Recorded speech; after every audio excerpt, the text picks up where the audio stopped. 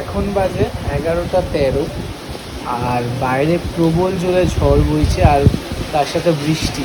মানে ওয়েদারটা সত্যি অসাম লাগছে, বাট সত্যি মন খারাপ হচ্ছে তাদের কথা ভেবে। সত্যি যারা আশ্রয়হীন তাদের জন্য সত্যি মন খারাপ হচ্ছে। অ্যান্ড কিছু করার নেই। আই থিঙ্ক সারা রাত এটা তাণ্ডবলীলা চালাবে। বাট ভোরে ওয়েটটা তোমাদের একবার দেখাই বাইরের সিচুয়েশান। ওয়েট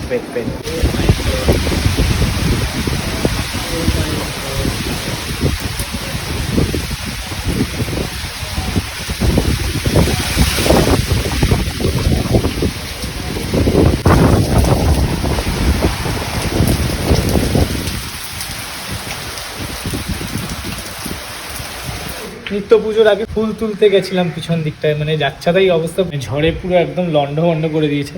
আর আমাদের চিলে কোঠায় দেখো জলে পুরো ভর্তি, ছাদের অবস্থা, ছাদে গাছ, তাও এই গাছগুলো এইদিকে বলে সেফটি, কিছু হয়নি। ওই পিছন দিকটা দেখাচ্ছি দাঁড়া, এই যে পুরো একদম। আমি একটু আগে গিয়ে সোজা করে দিয়ে আসলাম।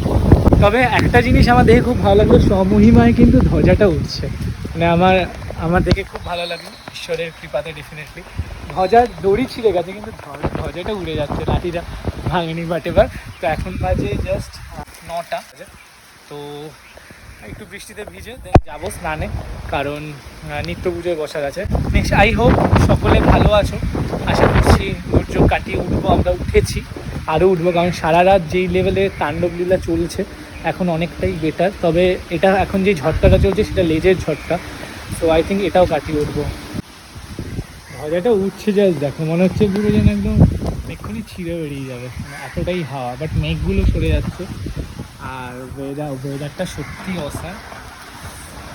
ধ্বজার আওয়াজটা দেখো। প্রায় 1 ঘন্টা বৃষ্টিতে ভেজে ডান। আমার তো খুবই ভালো লাগে, যারা ব্লগ দেখো আমার তারা জানতে পারো। অ্যান্ড ছাদে বেশ কিছু ফুল ফুটেছিল, ফুলগুলো নেওয়া ডান। এবার স্নানে যাই, নাহলে গালাগাল খাবে এবং শরীর খারাপ হয়ে যাবে। একে বৃষ্টিতে ভিজলে জানিও। আর কার বাড়ি খিচুড়ি হচ্ছে সেটাও জানি, নিচে রান্না চলছে মেবি। এখন বাজে দুপুর 12:30 1টা। আর এখন বসে বসে বাইরে চলছে অঝরে ঝড় বৃষ্টি। আর এরকম বিঙ্গো, পুরো বিঙ্গো একটা 50 টাকার প্যাকেট শেষ করলাম বসে বসে। মানে কী লেভেলের খেলাম, জাস্ট পুরো গোটা একটা প্যাকেট শেষ করা চাকর। বাট ফোন এডিট করতে করতে হয়ে গেল। সো আজকে খিচুড়ি রে, বাড়িতে খিচুড়ি হচ্ছে, ডেফিনেটলি দেখাবো। আর কার বাড়িতে খিচুড়ি হচ্ছে কমেন্ট করে জানাও তাড়াতাড়ি।